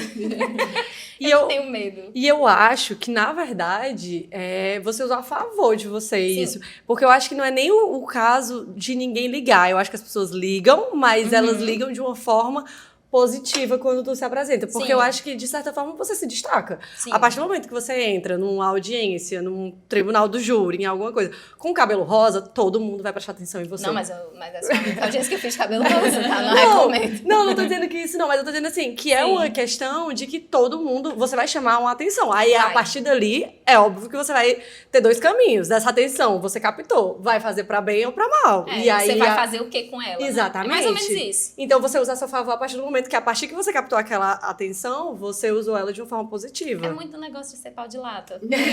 Já estamos aparecendo, eu adoro aparecer, então aproveita, sabe? Aproveita o take, são 15 minutos, pois eu vou falar até 14h59. É sobre. Legal, eu acho que nesse assunto, eu tô doida pra entrar nesse assunto de Tribunal do Júri. Vamos lá, eu sou muito curiosa, eu realmente tenho zero, como eu disse, zero experiência, zero tudo. E aí eu queria que a gente começasse esse bloco de Tribunal do Júri com o Data Gabs, que é o nosso quadro que a nossa acadêmica traz os números pra gente falar um pouco, dados e etc. Gabs, o que foi que você trouxe pra gente hoje? Então, Sara, começando o quadro Data Gaps. Eu trouxe aqui uns dados, né, do Conselho Federal da UAB, que eles são atualizados todos os dias à meia-noite e 1. Não sei se todo mundo sabe dessa informação. Mas aqui ele traz alguns dados a respeito de quantos somos em advogados, né? Mulheres, homens, nas seccionais, por estado. E aqui demonstra que nós somos a maioria acho que desde 2021 já, né? Nós somos 705.282 mulheres advogadas, contra 665.930 advogados homens. É isso aí, bora galera, mulheres. E aí, quando a gente vai para outra pesquisa aqui do Datafolha, que foi feita em 2021, a maioria das mulheres, elas atuam na seara familiarista. Certo. Sendo que quando a gente vai analisar as mulheres que atuam no criminal, de todas as pessoas que atuam no criminal, nós somos 33%. Apesar de nós sermos a maioria desde o ano de 2021. Entre todas as advogadas. Exatamente. Os advogados. Então. Eu não gosto do plural ser masculino, gente, desculpa. Então, assim, a bola, né, que eu queria jogar pra ti, né, pra gente debater um pouco. O que você acha desse número tão pequeno para uma representatividade das mulheres na área da advocacia criminal? Porque, assim, essa representatividade no júri é ainda menor, né? Porque a gente não consegue ver, a gente mal vê, né, advogados na tribuna defendendo seus clientes. E aí eu fico pensando, por que isso acontece? Será que é porque o cliente, na hora de procurar alguém que fale grosso, que imprima autoridade, e a gente não pode imprimir autoridade? Porque a gente tem a unha pintada de vermelho, porque a gente tem uma sombra bonita, um cabelo arrumado, um salto fino. O que você acha, né, dessa situação? Eu vou fazer um adendo. E será que isso é por conta do mercado? Ou você acha que ainda existe uma autolimitação das mulheres de receio de estar nesse ambiente, assim, de se colocar? Eu não sou a maior fã da questão de colocar a culpa nas mulheres, porque eu acho que é um problema social que é muito maior do que a gente, que existe 200 anos, enfim, toda essa questão. Mas algo que eu não consigo negar é que o ambiente forense é um ambiente extremamente inóspito. É como se tudo lá estivesse dizendo que ele não é o seu lugar. Então eu não consigo simpatizar com a questão de dizer que, não, será que a mulher que faz isso? Eu entendi o que você quis dizer. Não dá mas pra julgar, se... eu não consigo, sabe? Porque, veja, o direito criminal, eu não sei quantas, tem muitas juízas, tem até bastantes promotoras, mas a carreira da advocacia eu vou falar especificamente da advocacia porque acabo conhecendo um pouco mais, mas de vez em quando você se depara com situações que te desestimulam, certo? Não que isso não ocorra nas outras carreiras, como eu falei, mas é uma carreira... Existe uma teoria, que eu não vou lembrar de quem que é a questão da heteroafetividade, homoafetividade, de homens terem parceiras mulheres, casarem com mulheres, mas lerem homens e contratarem homens e confiarem em homens. Não confiar tanto assim numa mulher, porque, coitada, ela não pode evitar de ser uma mulher. Então, assim, em relação a essa questão de imprimir autoridade, eu acho que muitas de nós fomos ensinadas a ser polidas, comportadas, fomos ensinadas a ser agradáveis, sabe? Até e principalmente naquelas situações em que a gente é constrangida. Uhum. E que a gente fica, nossa, mas quando você devolve o constrangimento para a pessoa, né? Nossa, mas você foi muito indelicada. É claro que a gente tem que saber contornar para usar isso de uma forma inteligente. Não adianta você ser a pessoa mais atrevida do mundo. Desculpa, não adianta. Isso aí é a minha opinião e eu vou defendê-la. Não adianta você ser a pessoa mais atrevida do mundo e você não conseguir pagar suas contas, não conseguir os seus clientes, não conseguir defender os interesses dos seus clientes porque você fez uma confusão por se sentir pessoalmente agredido. Então, em relação a isso, eu acho que falta é um problema social, falta muito para muita gente. Falta os clientes estarem dispostos a comprar a ideia de uma mulher defendendo, porque muitos dos crimes são cometidos, principalmente crimes violentos, são cometidos por homens. Mas tem uma coisa que a Jéssica me ensinou, que revolucionou muito o meu modo de pensar, que é, quando o cliente está preso, quem são os homens que vão visitá-los? São só as mulheres que vão visitá-los. Então, a gente conseguiu identificar essa questão e passar a negociar, a fazer as tratativas de contrato com essas mulheres.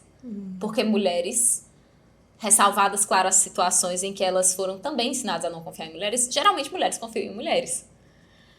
Então, é uma mãe, é uma irmã, é uma esposa, é até uma namorada. Teve um caso que foi uma namorada ficante do rapaz que veio falar comigo. E essa mulher bancou a briga. A família não queria e ela disse, não, vamos você. Vamos você mesma. Adoro mulher emocionada. É muito bom, sabe? Aí, eu acho que talvez seja interessante a gente identificar.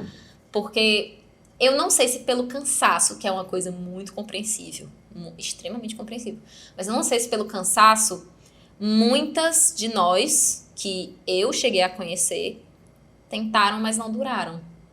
Porque realmente é cansativo você ter que estar advogando em causa própria o tempo inteiro. Uhum. Eu comecei a me perceber diferente a partir do momento em que eu percebi que você tem que ser 2 vezes mais perspicaz. Que você tem que dar a mortal para trás, infelizmente, né? Enquanto que um homem médio vai conseguir, falando muito menos, não usando nem todo o tempo que ele tem, um resultado mais favorável que o seu. Então, eu tento ver a realidade pelo que ela é. Se eu vou ter que dar mortal para trás, muito prazer, trapezista nova do Circo do Soleil. Vai ser o jeito.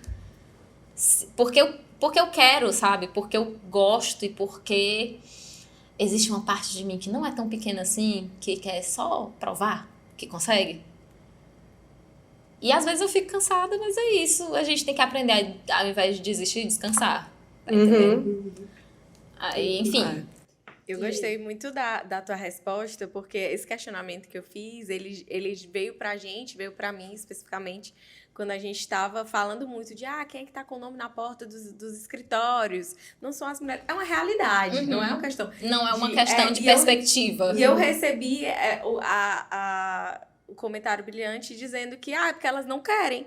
Não, meu amigo, não é porque não quer. Quando você falou, não gosto muito de colocar a culpa na mulher, achei ótimo. Era a resposta que eu esperava, a resposta que eu queria, porque não é.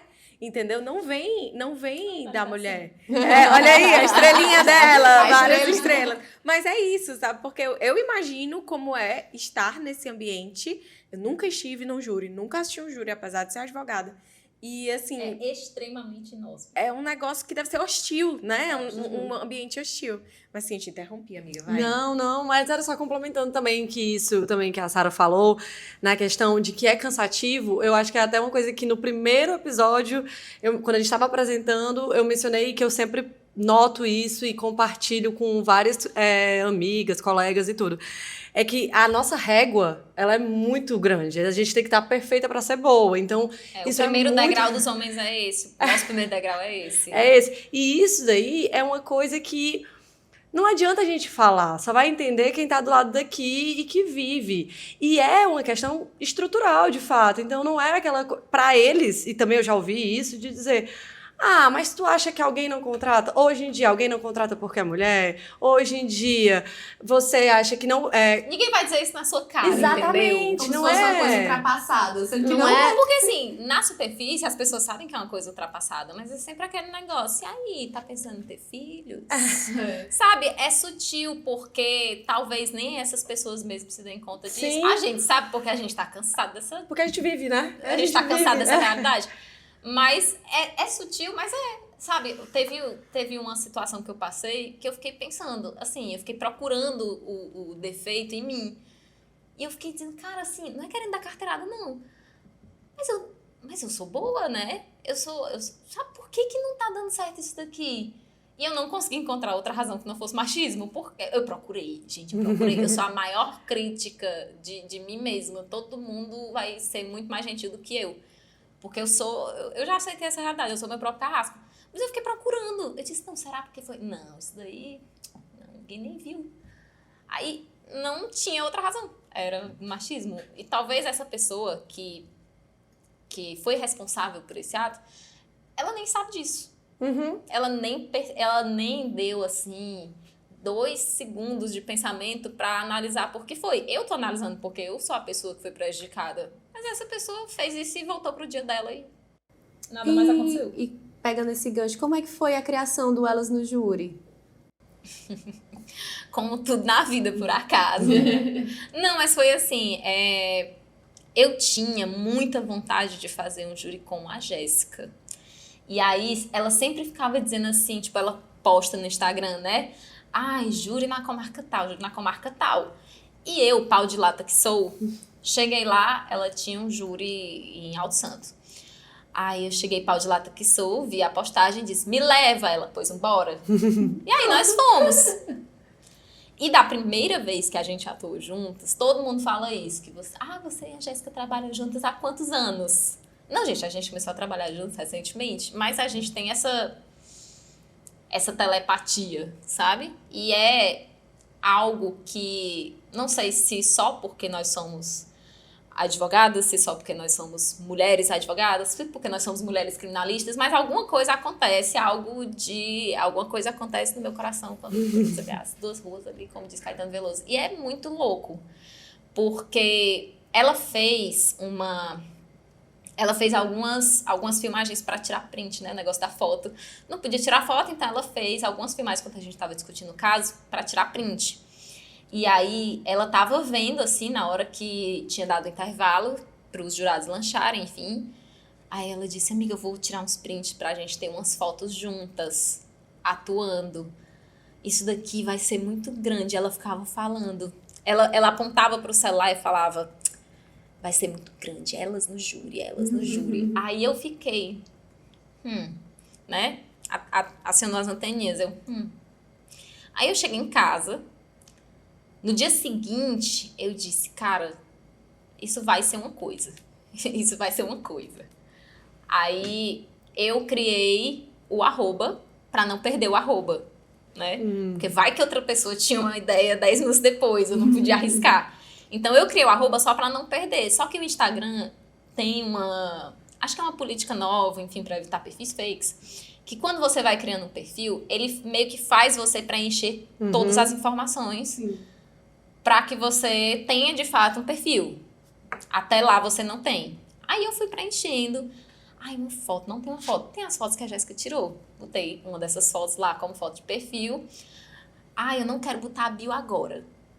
E aí, ele disse, não, você tem que botar a bio, porque senão o seu perfil não existe. Aí eu, não, então vamos botar a bio. Aí eu coloquei lá.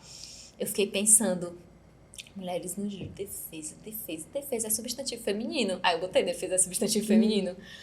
Aí, coloquei o meu arroba da Jéssica, porque eu sabia que era bom botar logo, né? Aí eu pensei, cara, olha isso aqui vai ser uma coisa. Aí eu, do nada, amiga, eu crio o arroba delas no júri. Ela, sério, me manda. Aí eu mandei logo a senha, disse, tá aí a senha, o que tu quiser botar, tu bota. Aí ela, mulher, que loucura. Aí eu fui num desses sites que faz logo, sabe? Desculpa, artistas, designers. Mas eu tinha pressa, e aí eu queria fazer uma logo bonitinha. E aí tem um site que eu fiz, nem lembro qual foi o site. Mas também não vou fazer propaganda, né? Não estão pagando a gente.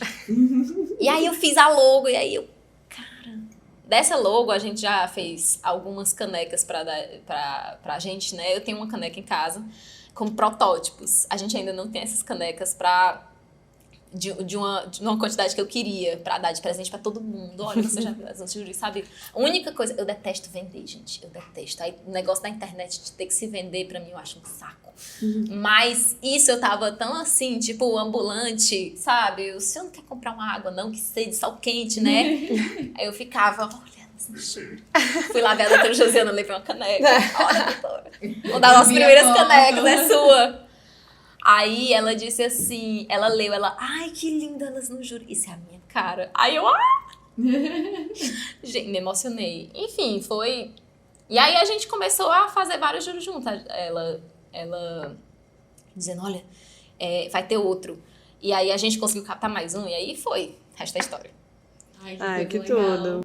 Quase igual ao nosso nascimento aqui, né? Em muitos momentos eu reconheci que é justamente isso, né? Mais um projeto que nasce de uma amizade feminina. Exatamente. Né? Pra dar visibilidade à mulher. É como é revolucionário, gente, você ter mulheres que te inspiram, sabe? Tipo, aproveita muito, e segue lá, gente. É verdade. Exato, sigam, arroba elas no júri. E aí, dentro disso que a gente está conversando, sobre os desafios de ser mulher na vida, né? Dentro da profissão especificamente, como é que tu sente que isso afeta hoje em dia na tua vivência prática? O ser mulher, hoje, ainda, né? Assim. É tão trabalhoso. Não, são pequenas delicadezas que às vezes, se eu não estou muito atenta, eu deixo passar despercebido. Então, por exemplo, é o fato de quando estou dando um retorno para alguém, eu procuro mandar tudo escrito o mais detalhado possível, porque vai que essa pessoa quer mostrar para outras pessoas. Eu só passo o retorno por áudio se eu estiver realmente dirigindo. Mas eu faço questão. Tanto a questão do meu timbrado ser delicado, porque eu gosto, porque ele é simples, e da minha fonte ser Times New Roman, porque apesar de ser clichê, é um clichê muito fofinho e muito delicado e ao mesmo tempo sólido, forte. E o fato de eu me sentir à vontade para eu mesma resolver minhas próprias diligências. E de também centralizar, porque é mania de mulher centralizar tudo. Porque, não vou colocar outra pessoa pra fazer isso, não. E se ela não falar o que eu quero falar? Aí eu vou lá e, enfim. Apesar de eu ser uma pessoa extremamente centralizadora, eu vejo isso como algo positivo, pelo menos foi o que eu tô fazendo. E até o jeito de ensinar, de encorajar, é muito delicado, é muito... Não que todas as mulheres sejam delicadas, tem mulheres de todas as maneiras, né? Mas eu acho que é é uma espécie de delicadeza que não necessariamente quer dizer feminilidade. É uma delicadeza de trato mesmo. De ser gentil, sem precisar que isso seja uma imposição não dita pela sociedade. De ser gentil porque você é legal, porque você é gentil, porque você foi ensinada a ser gentil para ser quieta, para não incomodar, e você incomodar, mas de uma forma delicada, para a pessoa nem perceber, sabe? O negócio de ser astuta. Eu acho que mulher tem muito isso, de ser astuto no melhor sentido possível. De usar a sua inteligência de um jeito delicado para saber que você não tá ali para brigar. Que para homem isso funciona, mas você não é um homem, então não precisa. A gente nem quer ser homem, tá? Assim, nossa, eu me vi, a minha mãe fala mais ou menos assim, sabe? A gente nem quer. Mas é isso, é assim... É fazer as coisas como uma mulher, porque fica sempre tudo muito bem feito. Aquele ditado, Deus fez Adão primeiro e Eva depois, que primeiro veio o rascunho. Não, e eu acho que é muito legal isso, no sentido de nem toda mulher precisa ser delicada, de fato não precisa, mas se você não precisa se distanciar disso para que você seja uma boa profissional. Nossa, e eu isso posso pegar sempre esse gancho? Pode. Tem uma entrevista de uma escritora chamada Chimamanda Ngozi Adichie, que ela fez ela deu uma entrevista para o Roda Viva, e uma coisa que foi dita foi a questão do se arrumar, da vaidade, e eu não vou lembrar exatamente como ela falou. Ela disse, olha, primeiro que sendo filho da minha mãe, é melhor que você se arrume, é melhor que você esteja sempre muito arrumada e muito ajeitadinha.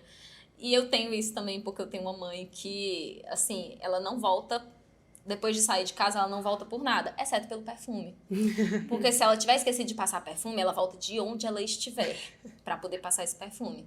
Por exemplo, eu ando com perfume na bolsa. Então, assim,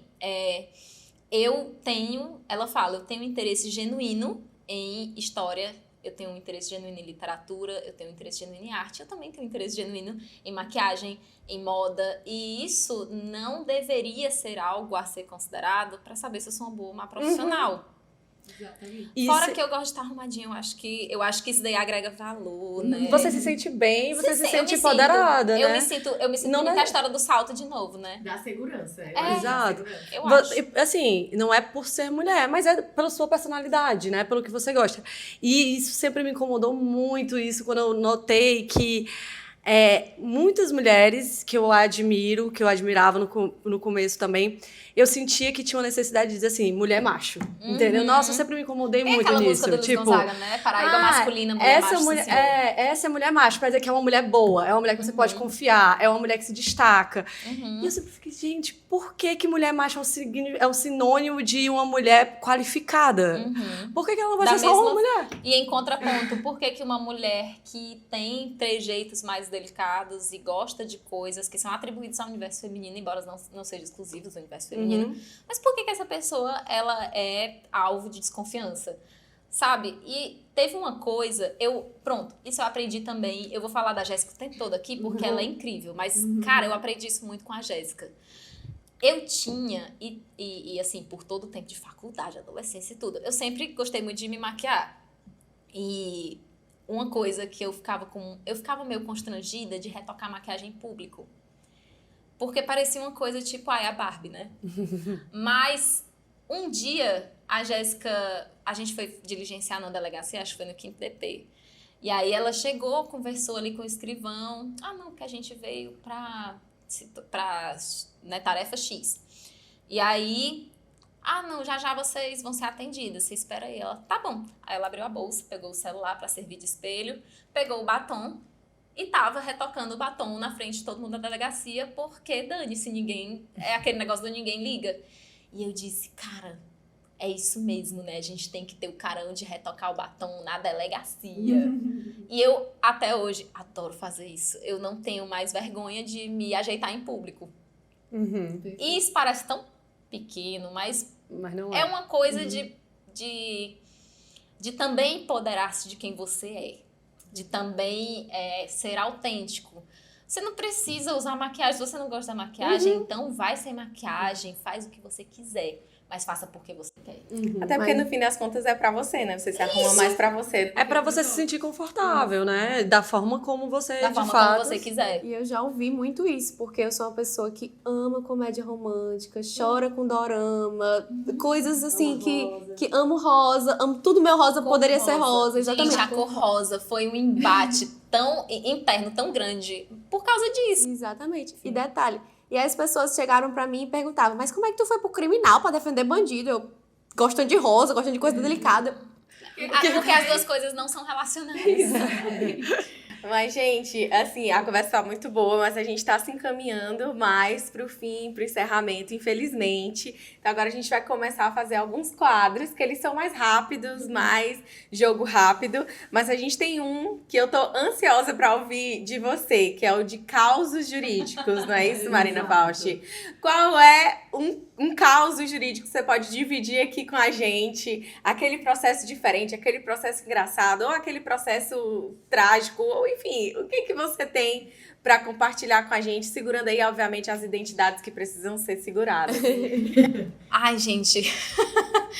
Ai, eu só vou falar porque, enfim, a habilidade de trocar nomes, ela é intrínseca de professora, então, assim, eu confio que eu vou conseguir fazer isso. Eu tenho alguns casos que eu poderia compartilhar, mas um que até hoje eu tenho uma vergonha absurda, porque fui eu mesma que gerei o conteúdo do caos.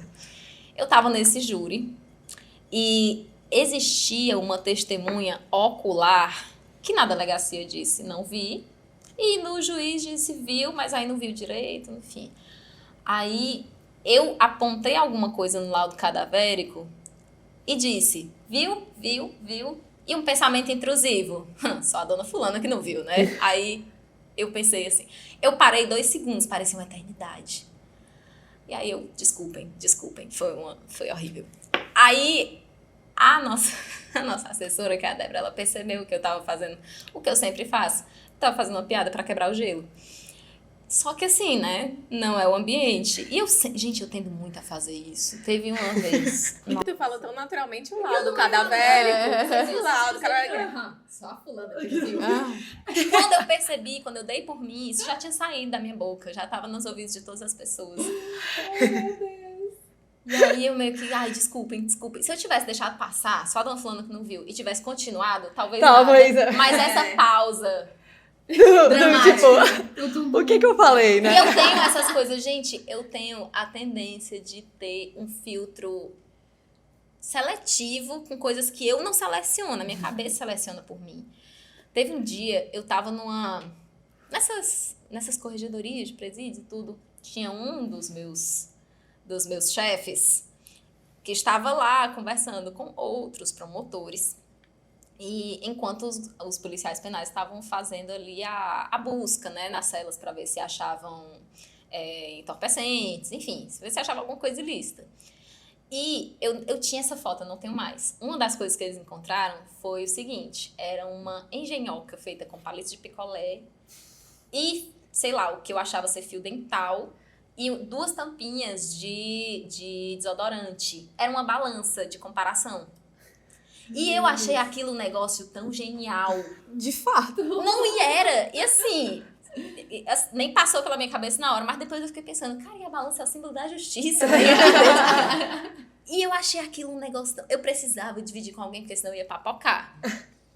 E eu tenho, assim, eu tive a sorte de ter vários chefes que me deixaram muito confortável. Talvez isso não tenha sido a coisa mais sensata a se fazer, porque eu não tenho filtro.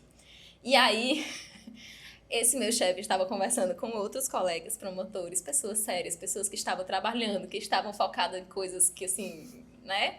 E aí eu cheguei, eu tirei uma foto, né? E eu fui mostrar a foto pra ele. Eu disse, olha aí, chefe. Aí, muito alto, dizendo um palavrão. E aí, olha aí, chefe. Aí ele olhou assim, todos olharam pra mim. Tipo, quem é essa inseta que tá atrapalhando o trabalho dos adultos? Quem é essa criança? E, assim, aquele momento em que você sente que realmente você é só uma criança muito entusiasmada porque você tá vendo coisas de adultos. E eu fiquei meio... Internamente, ai, gente, inaudível. desculpa. Foi inaudível, mas eu olhei assim pra ele com os olhos desse tamanho, dizendo, desculpa. Os olhinhos do Shrek. Ele quase riu. Ele só não riu porque eu acho que aquilo ali iria...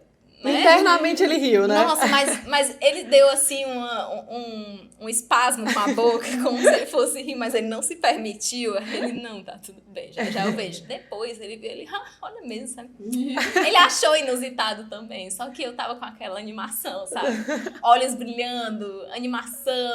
Típico. A gente tava no presídio, sabe? Não era local pra aquela animação. E eu tenho muitas histórias assim, gente, porque eu tento me frear todos os momentos, porque se eu for eu mesmo o tempo todo, não vai dar certo. Eu acho que a gente podia pegar o gancho da risada pro nosso quadro lúdico, né, Marina? Conduz aí, por favor. Que é o de nem só de juridiquês vive uma advogada. E aí agora, esse eu quero ouvir da Sara. Eu sei que você é muito aberta, muito autêntica, então eu acho que boa parte do que você gosta, do que você consome de entretenimento, de tudo, as pessoas que te seguem já sabem, mas eu queria ver se você compartilha aqui com a gente algo que você gosta de se divertir, de tudo. Pode ser um hobby, Um né, hobby, um filme, paixão, alguma coisa que você acha que as pessoas não sabem. Gente, eu não sei se todo mundo sabe disso, mas eu recentemente, por influência da minha mãe, eu comecei a fazer crochê. Mentira! Loucura, né? Eu me sinto uma senhorinha. Quando eu dou por mim, meu óculos tá aqui. Aí... Um meme bem pronto. Exatamente. A minha irmã, na hora que a minha irmã viu, a minha mãe tava meio que me ensinando e tudo. Eu sempre... Quando eu era adolescente, eu não sei se todas as adolescentes cearenses passaram por essa fase do crochê. Mas a minha irmã meio que aprendeu algumas coisas, pouquinhas, mas não aprendeu de fato, né? E aí ela disse, eu sei fazer, tipo, a trancinha, né? Eu sei fazer a correntinha. Aí eu disse, mãe, eu nunca aprendi. Como é que faz? Ela, não, é assim. Aí a minha mãe tem um método muito, muito bom de ensinar, que é, não, tá fazendo errado. Aí eu fui ver os vídeos no YouTube, comprei agulha, eu percebi que eu não sabia porque a agulha era muito fina, aí, enfim, crochê. E eu gosto muito de... Gente, infelizmente, eu queria muito desfocar do trabalho, mas eu não consigo. Então, eu gosto muito de séries de investigação criminal. Mas eu também inclusive, amo. ficção, sabe? Esses negócios de crimes que realmente aconteceram, que o pessoal chique chama de true crime. Mas eu adoro e... Recentemente, eu recomecei a assistir Grey's Anatomy, vou expor com o Felipe, porque ele não queria, mas ele se viu também fisgado. Eu tava assistindo porque, como todas as pessoas que têm ansiedade, eu creio, eu gosto muito de ver uma coisa que eu já vi. Então, eu vejo filmes repetidos, eu vejo séries repetidas, porque eu já sei o que vai acontecer, isso me dá uma paz, um quentinho no coração. Eu Eu tava gosto. reassistindo Grey's Anatomy, e aí ele tava mexendo no celular tal dia, e aí... O que essa pessoa faz? Eu disse, você quer que eu volte o episódio? Não. Aí eu, tá bom. Aí acontece alguma coisa muito... o que é isso? Aí eu disse, você quer que eu volte o episódio? Não. E aí, acabou o episódio, ele tava meio que assim. Aí eu, o que você quer assistir? Ele, bota o próximo, não me importa não.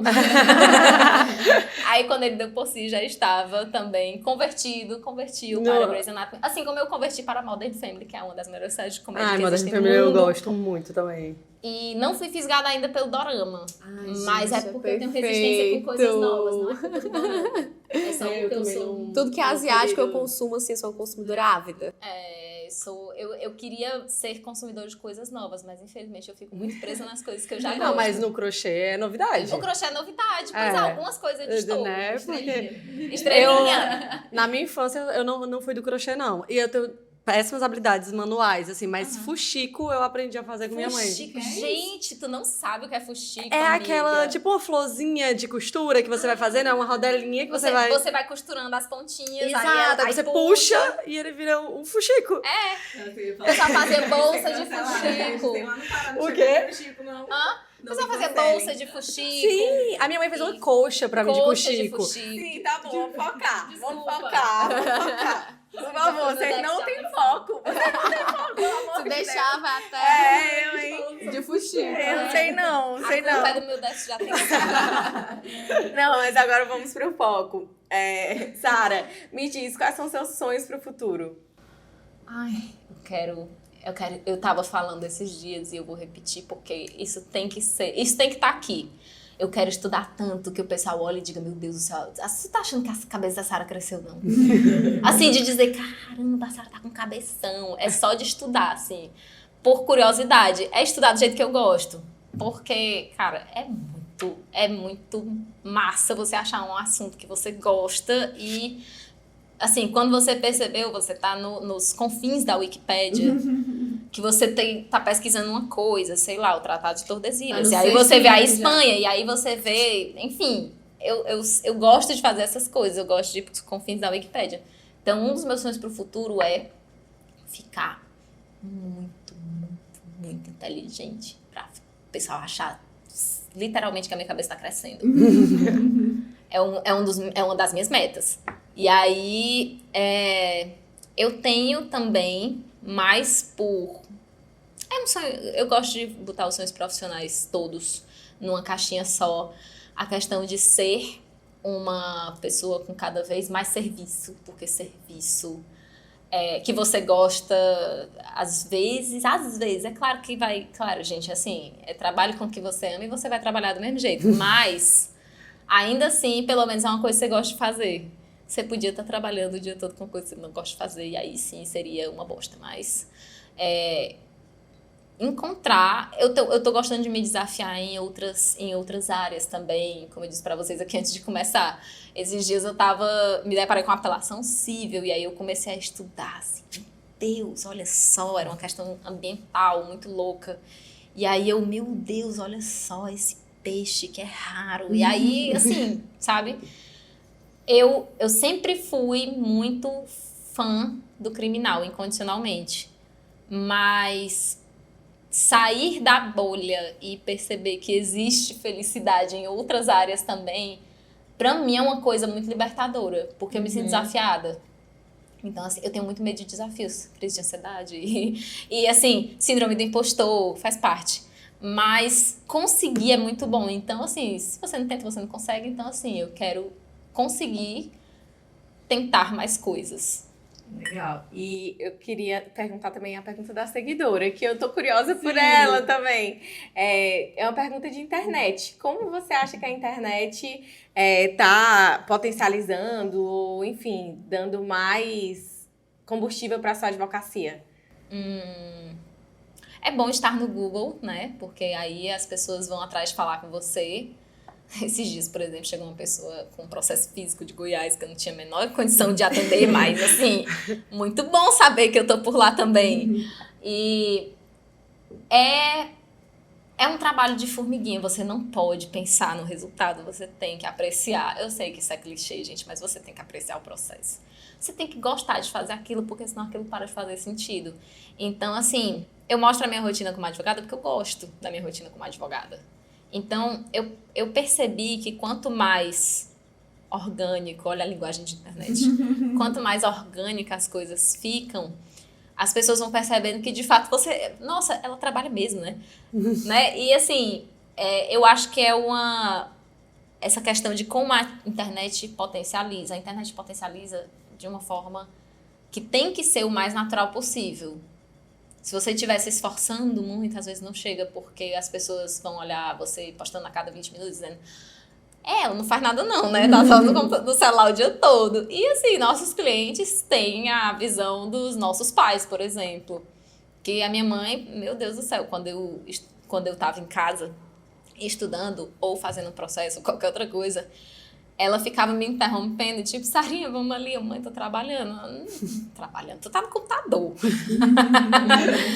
Então, assim, realmente, é saber equilibrar as ausências e as presenças nas redes sociais, realmente tem feito um resultado que eu não esperava, que é realmente o pessoal começar a dar crédito. Tipo, olha, ela trabalha mesmo. Ela nem tá postando o dia todo. Nos dias que eu posto o dia todo, realmente, o pessoal acaba que nem liga. Mas nos dias que eu posto mais pausadamente, surpreendentemente, acaba que o pessoal aparece mais. Doideira. Legal.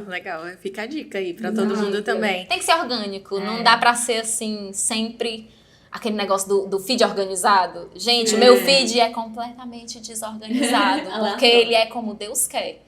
E olha, eu aceito a vontade de Deus. O meu filho tem que ser como Deus quer. Porque na hora que ele fica muito organizado, ele pode atrair muitas pessoas que se interessam no que você tem a dizer, mas não necessariamente vão converter como clientes. Então, talvez não seja bem isso que você quer. Se você quer só expor o seu conteúdo, isso é muito válido.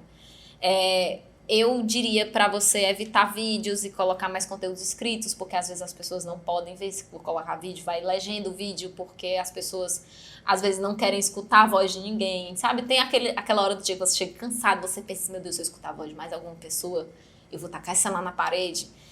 Ou então, como já aconteceu comigo, uma pessoa me agradecendo por eu ter colocado legenda porque ela tava botando o menino pra dormir. Então, assim, são essas pequenas coisas, acabam fazendo o seu nome ou a sua atividade reverberar. E nunca é algo que você, nossa, se esforçou, feito cão pra poder conseguir. Não, é sempre orgânico, mais autêntico possível. Então, nós chegamos na última pergunta. Sara, queríamos saber o que a Sara de hoje diria pra Sara que pisou na faculdade pela primeira vez. Minha filha, se segura. Se segura, Berenice, nós vamos bater. Não, minto, mas... Tadinha, perdeu o rumo. Mas é mais ou menos isso, tipo, minha filha, você tá esperando estabilidade? Não vai rolar. Não porque... E assim, muitas pessoas, e aí eu me dirijo pra você, nossa querida ouvinte, nosso querido telespectador, você tá esperando estabilidade? Você não vai conseguir estabilidade no concurso público, porque o concurso público é algo que vai te levar para uma marca distante, e aí você vai ter que trabalhar longas horas, você vai ter que ficar longe da sua família, porque o teu trabalho te exige. Então, assim, não é o caminho advocacia versus concurso público que vai te dar estabilidade. Eu, por muito tempo, me enganei achando que era isso. E por medo de instabilidade, eu acabei atrasando, ou foi só acertar a hora mesmo e Deus sabe. Mas eu sinto que eu acabei atrasando alguns desenvolvimentos para mim mesma. Eu acabei segurando algumas evoluções porque eu tinha medo das coisas ficarem complicadas, instáveis. E é isso, assim, se segura, Berenice, nós vamos bater, sabe? Você vai precisar lidar com tudo isso, porque o mundo não vai parar de girar e você vai perceber que de vez em quando as coisas vão ficar difíceis, mas você consegue, não é possível que o resto do mundo consiga e você seja a maior lascada do mundo e não consegue. A vida não é assim, as coisas não são sobre você, é sempre sobre os outros, a advocacia é sobre os outros e é sobre outras perspectivas, é sobre achar uma alternativa. Porque o advogado tem que achar uma alternativa mesmo. Se você consegue fazer isso pelos outros, você não consegue fazer por você, que história é essa? Então vergonha na sua cara, sabe? Então é isso, assim, não tenha, eu diria, né? Não tenha medo da instabilidade, mulher. Porque a instabilidade é uma constante da vida. Não importa se você vai estar titular de um cargo público ou se você vai estar numa vida como uma profissional autônoma da iniciativa privada, você vai sempre apresentar alguma instabilidade. Então, assim, não é legal se sacrificar tanto por um ideal que você não sabe nem que existe. É muito melhor fazer o possível e ir segurando as coisas como der. Porque vai ser spoiler, vai ser a vida toda assim mesmo. Então, já vai se acostumando. Adorei. Gostei também. Obrigada. Estrelinha! Estrelinha pra ela. Da legenda aqui. Sara, muito obrigada pelo seu tempo, pela sua disponibilidade. Eu adoro aparecer. Obrigada pelo trabalho do Elas no Júri, acho muito legal. Queria também aproveitar para cumprimentar a Jéssica. Jéssica, obrigada também, parabéns pelo trabalho. E eu acredito que hoje o seu tempo dispensado aqui vai ajudar a inspirar muito mais gente a protagonizar também, muito mais mulheres a irem para júris e botarem lá o negócio para acontecer. Então, obrigada demais. Meninas, alguma coisa? Eu queria também só sedimentar o que a Monique, né, já trouxe, dizer que foi um prazer revê-la depois de tantos anos. Eu sempre acompanhei você nas redes sociais, ria dos seus posts. Eu sou uma das pessoas que ria dos seus posts. Obrigada! Mais uma estrelinha. Então é isso, eu espero que a gente se encontre aí muito mais na Advocacia Criminal da Vida. É muito honrada em ter uma colega dessa. Não, eu também quero só agradecer, também tô super feliz de te ter aqui. Foi Felizizada. super divertido, Ai, foi obrigada. super. E, Eu sempre sendo meio. e eu acho que de uma forma muito divertida a gente vai conseguir passar uma mensagem muito legal pra muita advogada que tá começando Ai, também. espero que sim. Porque é por vocês, né? Suas É reclamações. isso. Mas é isso mesmo, a gente tem que reclamar mesmo, é a vida.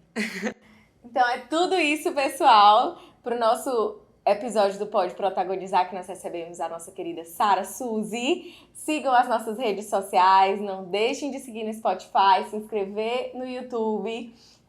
Não deixem também de seguir o @elasnojúri e o Sara Suzy. A gente vai colocar todos os links aqui pra vocês.